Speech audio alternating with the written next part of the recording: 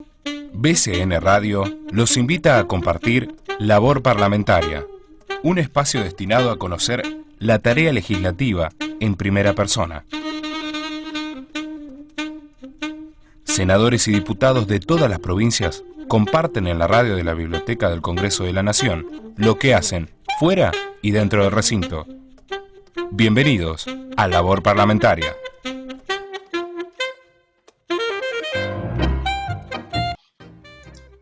Bienvenidos a un nuevo programa de Labor Parlamentaria. Quien les habla, Gustavo Fulco, les da la bienvenida a un nuevo episodio. Y en esta oportunidad, y siempre por BCN Radio, la radio de la Biblioteca del Congreso de la Nación, tenemos a él, que es abogado y además representa a la provincia de San Luis por el Frente de Todos. Muchas gracias, diputado Karim Alume, por su tiempo, y sabiendo que está atravesando el COVID, aún más le somos agradecidos por la buena predisposición. Muchas gracias a ustedes por la invitación. Bueno, antes que nada, queremos preguntarle por su salud, por su familia, cómo se encuentra. Cuéntenos un poco. Bien, bien. Por suerte no han sido más que síntomas, un poco de fiebre. Así que, bueno, preocupados como todos, ¿viste? Porque es una cosa que uno no sabe qué esperar, pero la verdad, mucho mejor que muchísima gente que tristemente la ha pasado muy mal.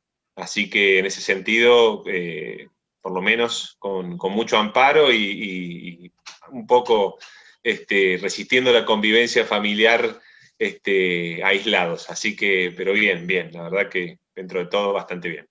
Bueno, dentro del mal contexto estamos alegres de que se encuentren todos bien de salud y transitando que seguramente en unos pocos días ya todos estarán bien y en condiciones de retornar a sus actividades.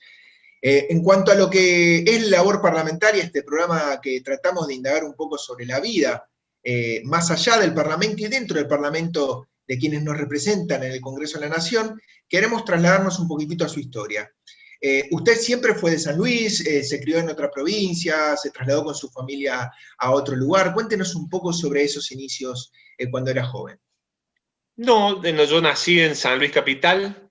Mi viejo es de un pueblo que se llama San Francisco del Monte de Oro, donde estuvo la primera escuelita Sarmiento. Un pueblo muy, muy pintoresco, muy lindo, principalmente muy lindo para ser niño, ¿no es cierto? Es un pueblo que tiene ríos, montañas, así que si bien iba a la escuela en San Luis, siempre íbamos a San Francisco todos los fines de semana y todas las vacaciones de invierno y de verano, así que me siento un poco parte de ambos rincones de la provincia de San Luis, ¿no es cierto? ¿Y cómo es la actualidad en el día de hoy de la provincia de San Luis? En cuanto a bueno, lo que estamos atravesando todos, el COVID, sabemos que genera un conflicto en lo económico, en lo social, en lo sanitario, pero cuéntenos un poco cuál es la realidad de cada provincia y puntualmente de la suya. Mira, bueno, con respecto a lo sanitario, sí, es lo que decís vos, ya no hay más barreras, este virus ya atravesó todas las barreras y límites provinciales, creo que en cada una de las provincias estamos sufriendo más o menos lo mismo, por supuesto con las diferencias en tal vez los sistemas sanitarios, en la capacidad de respuesta, pero la verdad que la angustia y la preocupación creo que es compartida ya no solamente por la Argentina en general, sino que creo principalmente por nuestra Latinoamérica en este momento especial de la pandemia. Después, bueno, golpea mucho, San Luis es una provincia industrial, ganadera, de productos también agropecuarios, así que golpea un poco en cada rincón, porque la actividad industrial a veces es muy difícil de mantenerla con normalidad, la actividad comercial también, por supuesto, con los cierres se resiente, y al ser una provincia turística, te imaginarás que ha sido este año y medio de la pandemia muy, muy duro para muchas familias, porque San Luis, el turismo de San Luis es en un altísimo porcentaje, principalmente un turismo de empresas familiares, empresas de familias de distintos lugares de la Argentina, traen un sueño a San Luis y sus ahorros y ponen tal vez un complejo de cabañas en alguna de las localidades lindas de San Luis y allí comienzan a echar raíces. Entonces, a diferencia tal vez de una cadena de hoteles, un complejo familiar de turismo, la verdad que se ve muy golpeado cuando sucede este tipo de cosas, pero bueno, codo a codo vamos remándola como creo yo en todos los rincones de la Argentina, ¿no es cierto? Y en cuanto a San Luis y la mención que usted hacía sobre el turismo y su capacidad, ¿no? En cuanto a la posibilidad que le brinda a todos los argentinos de poder conocer distintas, ¿sí?, localidades dentro de una hermosa provincia. A su gusto personal, ¿cuáles son los lugares que cualquier argentino debería de conocer en su provincia? Mirá, subjetivísimamente, pero también objetivamente, San Francisco del Monte de Oro es el lugar más lindo de San Luis. Hay un amor Tiene por eso de la 5, infancia, ¿no? total, pero aparte tiene 5 ríos y un Bien, dique, y es un valle, entonces esa característica lo hace extraordinario. Está en pleno desarrollo de sus servicios turísticos. Después vos tenés lugares extraordinarios como Carolina, que es un pueblo minero, lugares muy conocidos como Merlo, que tiene todo un desarrollo turístico, como hermoso. Potrero de los Funes. San Luis tiene una variante de sectores turísticos que es muy interesante porque hay mucha gente que también le gusta ir a pueblos pintorescos con recursos naturales que no tengan el desarrollo turístico. Es también una parte del sector turístico que también elige San Luis. Mucha gente le gustan lugares desarrollados turísticamente, como es el caso de Merlo, donde uno cuenta con una variedad y una capacidad turística ya desarrollada durante muchos años. Merlo, que cuando hablamos de Merlo hablamos de todo lo que se llama la costa de los Comechingones, que es como si fuera la costa de bonaerense, donde hay distintos pueblos que acompañan el desarrollo turístico de Merlo y se han ido desarrollando a ese compás. Así es, la verdad que tuve la posibilidad de conocer Merlo y algunos lugares de San Luis y es increíble la buena onda, la buena predisposición que tiene la gente, la posibilidad gastronómica, y bueno, y los lugares, los ríos, los diques, los lugares todavía que están mantenidos arquitectónicamente, algunas iglesias que tienen más de 100 años, la verdad que me encantó San Luis y la verdad que es recomendable.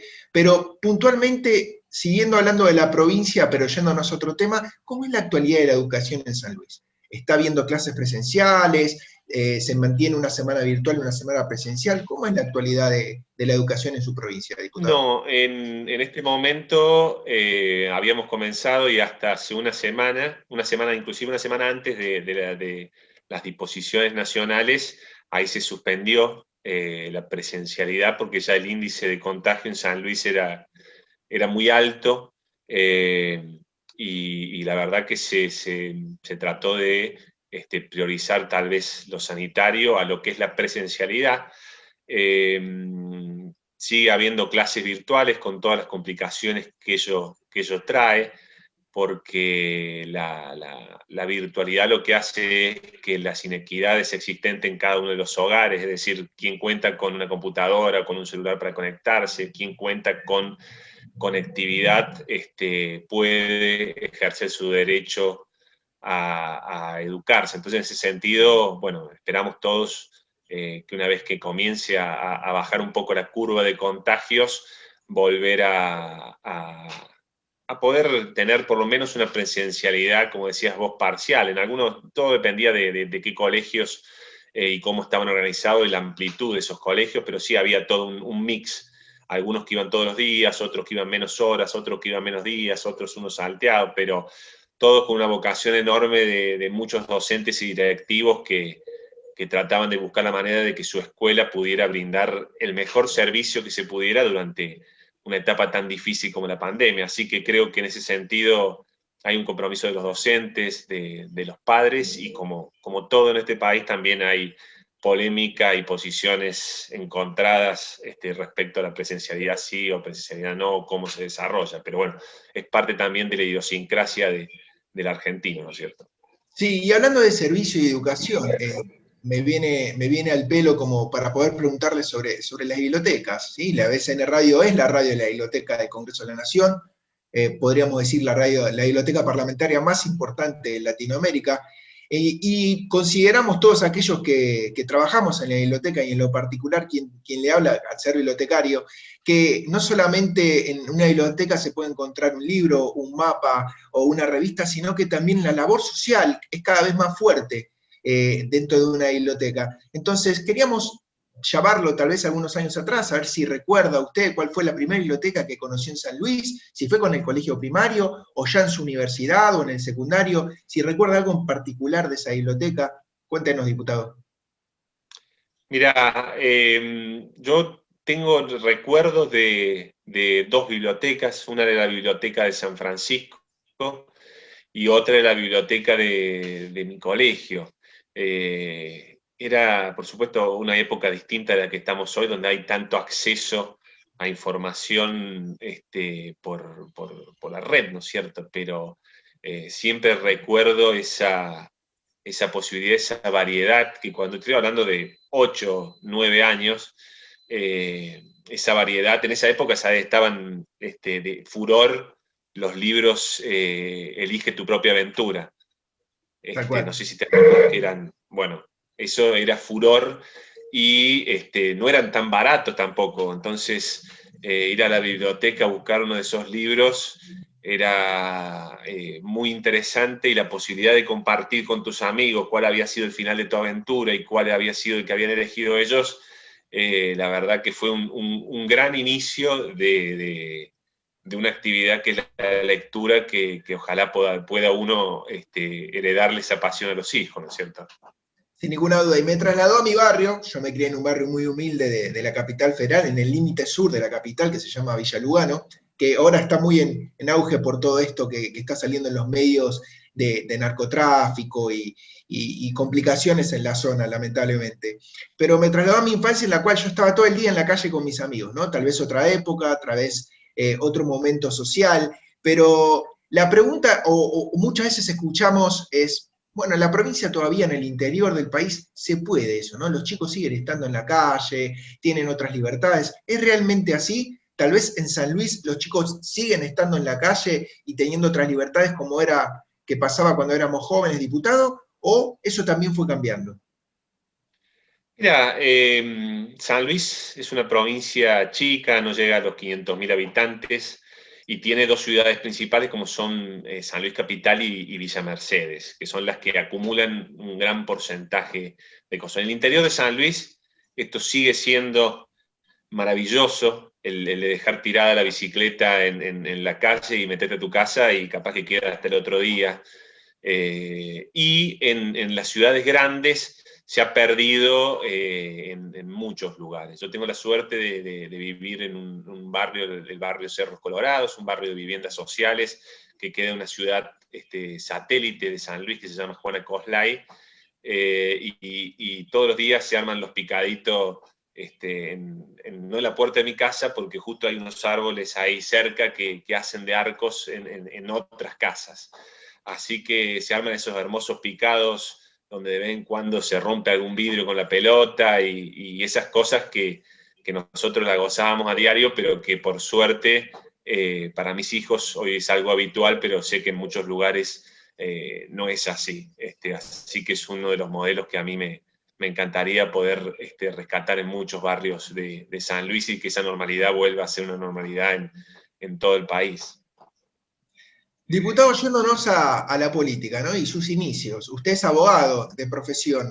¿Siempre sabía desde chiquito, usted tenía esa impronta de decir, bueno, yo quiero ser abogado cuando sea grande, pero tenía ese bichito de la política y de lo social adentro? ¿O cómo fue que emergió y llegó hasta la política? Mira, mi abuelo fue uno de los fundadores en la provincia de San Luis, y bueno, y eso a nivel nacional, de lo que fue la UCRI de Frondizi, y después más tarde se transformó en el MIT de Frondizi y de Frigerio. Entonces, ya ese desarrollo, esa tradición familiar del desarrollismo y del ejercicio de la política, uno lo venía atrapando ya desde chico. Yo me recuerdo haber muchas elecciones, estar dentro de los comités, llenando botellas con jugo, muchas actividades. Calcular que eran comité de pueblo, que son los comités más maravillosos que existen, donde en el comité de que gana se juntan quienes te votaron y quienes no te votaron. Entonces, esa tradición, tal vez de pueblo, de la política, del puerta a puerta, del candidato que está siempre a unas cuadras de tu casa disponible, nos formó bastante de chico. Nunca uno espera tal vez dedicarse a esto de pleno o a la actividad política partidaria, porque la militancia es un concepto mucho más amplio que la actividad política partidaria, pero la verdad que siempre fue una vocación muy activa desde muy chico, que bueno, uno estudió abogacía, a mí me gustaba mucho ingeniería agropecuaria y abogacía, y el concepto de poder seguir desarrollando actividad agropecuaria, independientemente de tener un título o no, me inclinó en cierta manera a la abogacía, que mis dos viejos y mis dos hermanos más grandes también estudiaban, mis viejos todos se recibieron de abogados. Así que bueno, empezamos en la universidad un poco a militar, tratando de ir, yo estudié en Santa Fe, en la Universidad Nacional del Litoral, así que bueno, ahí empezamos un poco a visitar el comité del MIT en Santa Fe, a trabajar un poco en la militancia universitaria, pero muy tímidamente, y ya ha venido de vuelta a San Luis, empezamos a desarrollar una militancia y un gusto por poder trabajar políticamente en las elecciones y trabajar en distintos sectores de la sociedad de San Luis. Y diputado, más allá de su abuelo, que seguramente fue un referente, ¿no?, en su vida, por lo que nos menciona, ¿qué otro referente tuvo cuando usted era pequeño, en sus inicios, en su adolescencia, cuando ingresó en la política o tal vez actualmente? Mira, uno ha tenido varios referentes. Por supuesto, los dos referentes más importantes de la formación política de uno fueron Frondizi y Frigerio.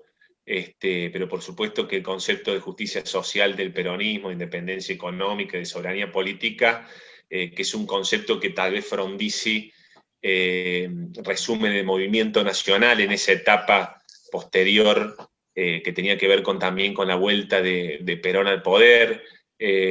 Siempre y desde muy chico admiré mucho a Raúl Alfonsín, en su carácter de una manera de hacer y de transmitir política, y la verdad que después en Santa Fe también había algunos referentes políticos importantes, la verdad que un poco de todo, pero esencialmente creo que la figura de Frondizi y de Frigerio son transversales, y después uno adopta o toma figuras que tal vez son de raigambre nacional, pero que tuvieron más que ver con el contacto con la actividad universitaria de Santa Fe. Estoy hablando específicamente de Lisandro de la Torre, todo su armado y su historia. Son algunos de los referentes. Después, por supuesto, que hay referentes locales y hay referentes internacionales, pero creo que esos han sido esencialmente las principales figuras. Por supuesto que a nivel local, desde chico siempre admiré lo que fue la construcción de un Estado eficiente o la revolución del crecimiento de San Luis que impulsó Adolfo Rodríguez Sá, porque creo que realmente es un sistema interesante para estudiar con respecto a lo que es la reforma del Estado y el desarrollo de una comunidad y el crecimiento de su calidad de vida. Sin ninguna duda. Y dentro de su partido político, al cual usted hoy integra, ¿no?, este Frente de Todos, ¿quién cree que es el próximo referente, ¿no?, en cuanto a esta renovación que se dice que hay, en el cual se escuchan un montón de nombres? Cuéntenos usted, o denos una idea para usted, ¿cuál es el referente que se impulsa dentro de esta agrupación del Frente de Todos? Mira, yo creo que el Frente de Todos tiene una calidad, una cualidad que es muy importante, que es lo diverso que es su integración. Y en esa integración poder tener cierta armonía, una armonía media que es importante. A veces yo escucho cuando algunos dirigentes del Frente de Todos polemizan entre ellos o polemizan con una acción de gobierno, y para mí es algo que es fantástico y es sano. Yo no creo en los frentes donde hay una doctrina o un dogma que seguir.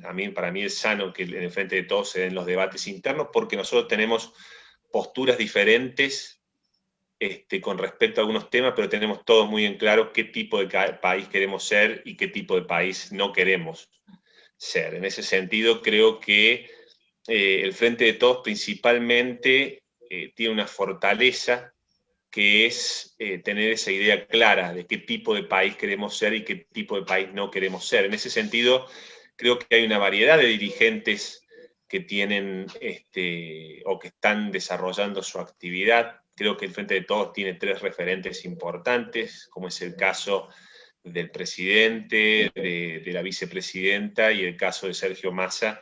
Creo que son visiblemente las 3 patas fuertes del Frente de Todos, y en ese devenir de ideas creo que está bien representada esa dinámica. El Frente de Todos, una de las cosas que a mí me gusta, por ejemplo, de la composición de sus cuadros políticos, es la edad generacional también, y no solamente la edad generacional solamente por la cantidad de años, sino que creo que también representan en muchos casos una capacidad importante de desarrollo y de comprensión de lo que es el sentir o el ser nacional, y en ese sentido la verdad que me tiene muy contento. Sí, luchamos nosotros mucho y muy fuerte dentro de nuestro frente, y por supuesto en la política en general, para tratar de que los cuadros políticos, esencialmente la formación de los gabinetes políticos, tengan una representación federal como la que debe tener un país como la Argentina, que es extenso y profundamente federal. Diputado, yéndonos directamente a su labor parlamentaria, sabemos que integra varias comisiones, como las de Asuntos Constitucionales, siendo secretario, Legislación General, también siendo secretario, la Comisión de Industria, Juicio Político, Justicia, Mercosur y Recursos Naturales, siendo vocal. Cuéntenos cómo se trabaja, cuéntele a la gente que tal vez no sabe cómo se trabaja en una comisión y cómo se desarrollan los temas, cuál es la labor que usted representa y cómo trabaja con los distintos representantes de las otras agrupaciones, ¿sí?, que representan a otros partidos, para llegar a un consenso y poder presentar un proyecto de ley. Mira, principalmente permitirme, antes del desarrollo de cómo se da la tarea, rescatar una tarea importantísima que tuvo que ver con los cuadros técnicos del Congreso, en este caso los que desarrollaron toda la plataforma y desarrollan su actividad, que tiene que ver con la plataforma de poder virtualizar el funcionamiento del Congreso, que es sí, lo que esta pandemia nos obligó. Es algo que venía seguramente en el tiempo, pero la pandemia aceleró los tiempos para que esto se aplicase. Ello nos permitió que el Congreso tuviera realmente un trabajo en comisiones mucho más destacado, mucho más profundo, con muchísimas mayores intervenciones. Antes, para que una persona de Jujuy viniera a exponer a una comisión del Congreso, había que traerla, hacer que la comisión adquiera quórum. Hoy en día ese tipo de cosas, hemos tenido discusiones como la ley de humedales o como la ley del fuego en recursos naturales, donde no solamente los legisladores han podido asistir a todas, porque antes ¿qué pasaba con el Congreso? Al ser presenciales, se amontonaba todo el trabajo legislativo en el martes, que era el día anterior a la sesión. Entonces vos tenías una comisión cada 10 minutos, lo que por supuesto impactaba fuertemente en la calidad del trabajo legislativo. Ahora nosotros tenemos comisiones de lunes a viernes, inclusive hasta altas horas de la noche, en donde los temas pueden desarrollarse en profundidad, podemos escuchar voces de cada rincón del país. Imagínate que en la ley de humedales escuchamos de gran cantidad de provincias argentinas, desde Ushuaia hasta Misiones, cosa que antes era muy difícil. Y en ese avance tecnológico también creo que se dio una apertura. Bueno, para contarle un poco cómo funciona la gente, el trabajo en comisiones, muchas veces se desarrollan trabajos importantes, modificaciones importantes a proyectos que hemos tenido el gusto de poder llevar adelante, en muchos casos, proyectos de iniciativa propia, de iniciativa de otros compañeros, también legisladores, y no solamente proyectos que surjan del poder ejecutivo, como muchas veces pasa en el país. En este sentido, creo que es un trabajo muy, muy interesante, donde tal vez se generan mucho más consensos que la política partidaria a nivel general. Cuando los temas no son tan polémicos, los consensos suelen avanzar. El trabajo en comisiones lleva a que vos hagas un trabajo con un grupo reducido de legisladores que representan la cantidad de espacios que tiene cada bloque dentro del propio recinto, pero de una manera más reducida. En ese sentido, tal vez se pueden lograr consensos mucho más importantes, y en muchos casos creo que se ha incorporado o se incorpora todo lo que es la experiencia o la variedad de experiencias que existe en nuestro país, al ser un país tan amplio y de tantas posiciones políticas y culturales, ¿no es cierto?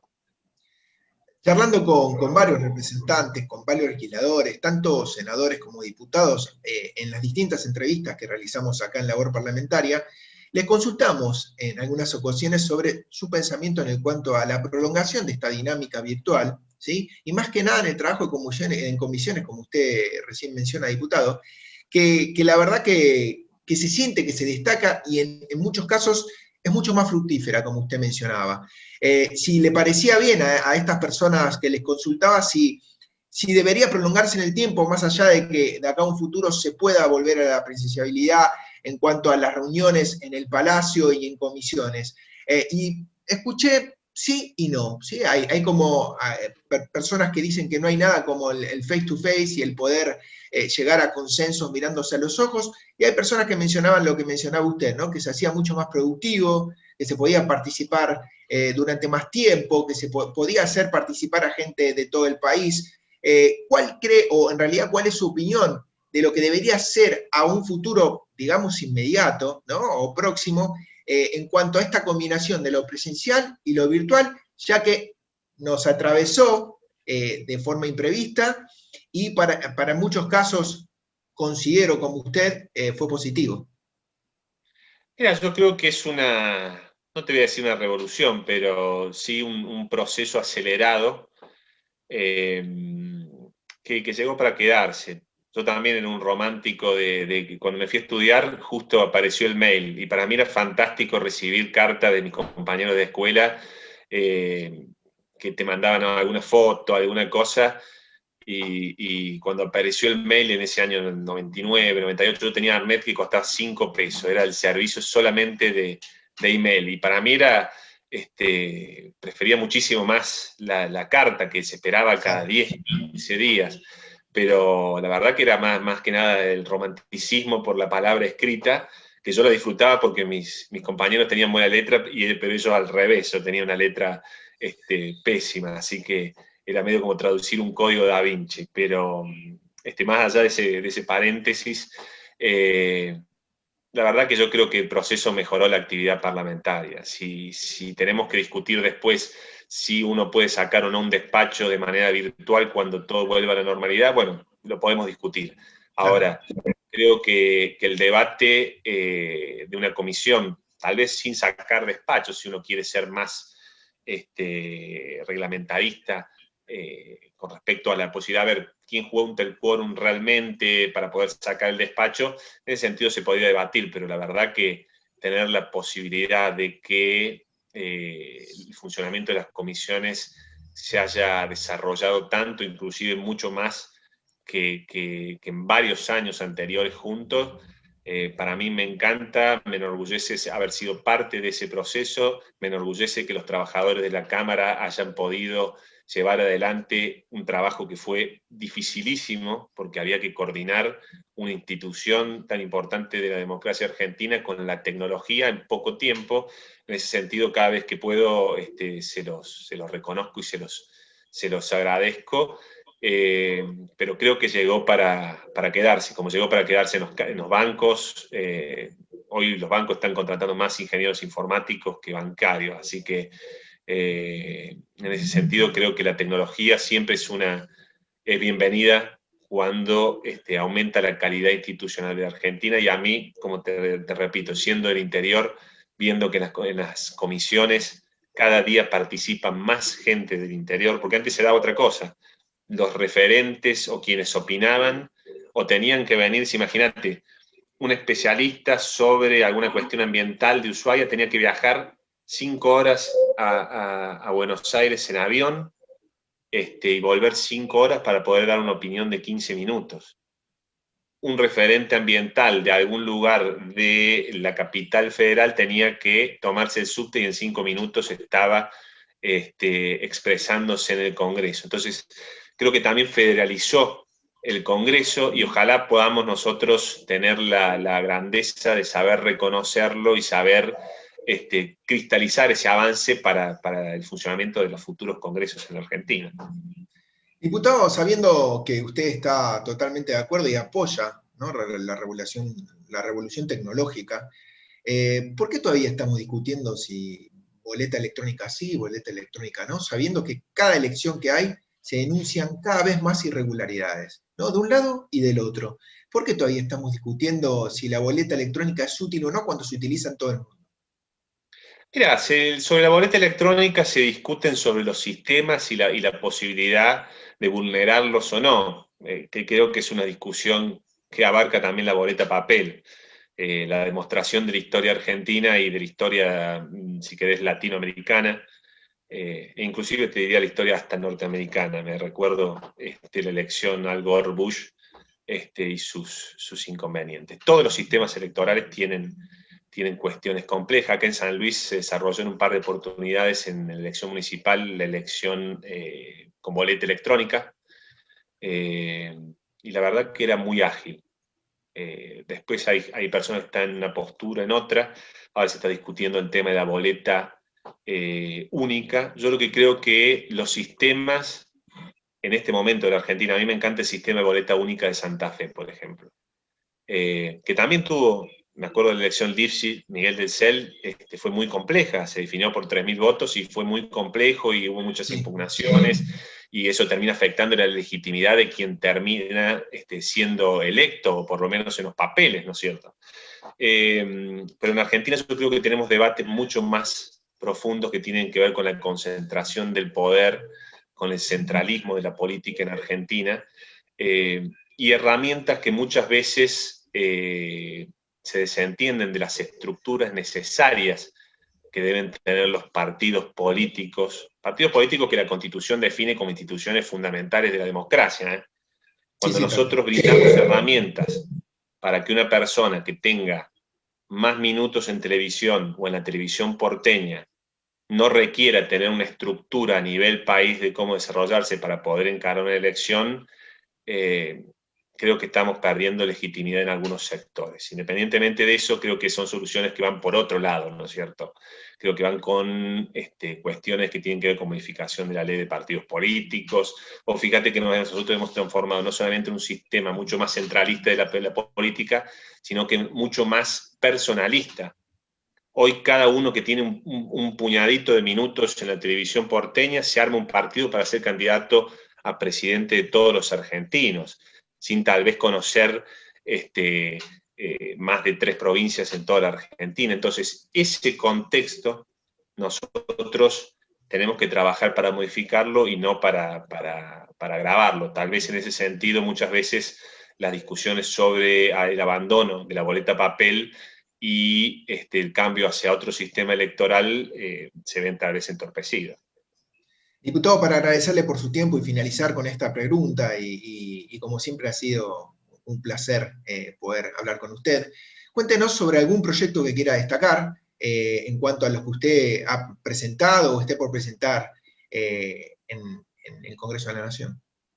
Mira, nosotros estamos trabajando en una batería de proyectos que tienen que ver con observar la pandemia y ver qué nos ha mostrado. En ese sentido, trabajamos en un proyecto que ya se convirtió o tuvo sanción legislativa, que tiene que ver con la asistencia psicológica para el retorno a clase, que fue el año pasado, pero también trabajamos en varios proyectos que tienen ese objetivo, observar la pandemia y ver qué nos demuestra. Y en ese sentido, ahora estamos por presentar, o presentamos hace unas pocas semanas, un proyecto de ley que tiene que ver con el programa de equidad educativa en la Argentina, que lo que trata es, digamos, en sí parte de un diagnóstico.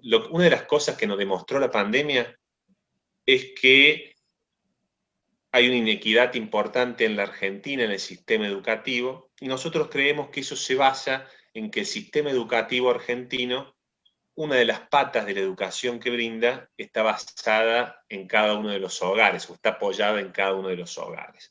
Entonces, la inequidad que existe en cada uno de los hogares se termina trasladando a el propio derecho a la educación o al propio ineficiencia del sistema. Eso está demostrado en muchas pruebas. ¿Qué es lo que quiero decir yo? Si vos tenés la necesidad de conectividad, eso depende de la característica que tenga el hogar. Si es un hogar humilde, seguramente será mucho más complejo tenerla. Si tenés la necesidad de tal vez un hogar donde el papá y la mamá trabajan hasta altas horas de la noche y vos volcás parte de la educación en la asistencia que tienen que dar los padres en su casa, ese chico realmente lo estás, o le estás poniendo trabas para el desarrollo de su educación. Lo que nosotros planteamos con este programa es que se establezcan herramientas concretas de financiamiento y desarrollo de la jornada escolar completa, que es un objetivo que se trazó en la ley del año 2006 de Educación Nacional, y que no solamente se ha cumplido muy poco en la Argentina, sino que principalmente se ha cumplido en la educación privada.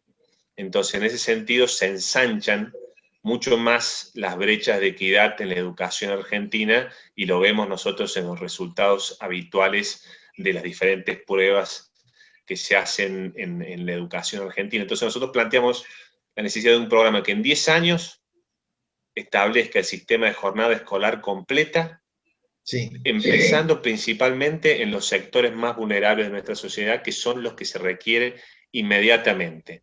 No solamente para cubrir y que la escuela no dependa de la realidad de la casa para la educación del chico, sino también para cubrir cuestiones que tienen que ver con la salud, y principalmente con la salud alimentaria de los chicos, que es elemental para poder desarrollar su derecho a la educación. Muchas gracias, diputado. La verdad ha sido un placer poder entrevistarlo, escucharlo. Deseamos que usted y su familia se recuperen pronto del COVID. Espero que lo haya disfrutado tanto como nosotros. Y déjeme agradecerle a quienes hacen posible este programa, ¿sí? Desde la producción, Gabriela Barranca, Valeria Velázquez, desde aquellos que manejan la BCN Radio y desde la subdirección de prensa y difusión, que nos dan el espacio para poder conocer la realidad y la labor de aquellos representantes que manejan nuestras vidas desde el Congreso de la Nación y nuestras realidades. Quien les habla, Gustavo Fulco, les agradece por estar siempre del otro lado y los espera la próxima semana con una nueva historia, aquí siempre por BCN Radio, la radio de la Biblioteca del Congreso de la Nación. Muchísimas gracias, diputado. Hasta luego.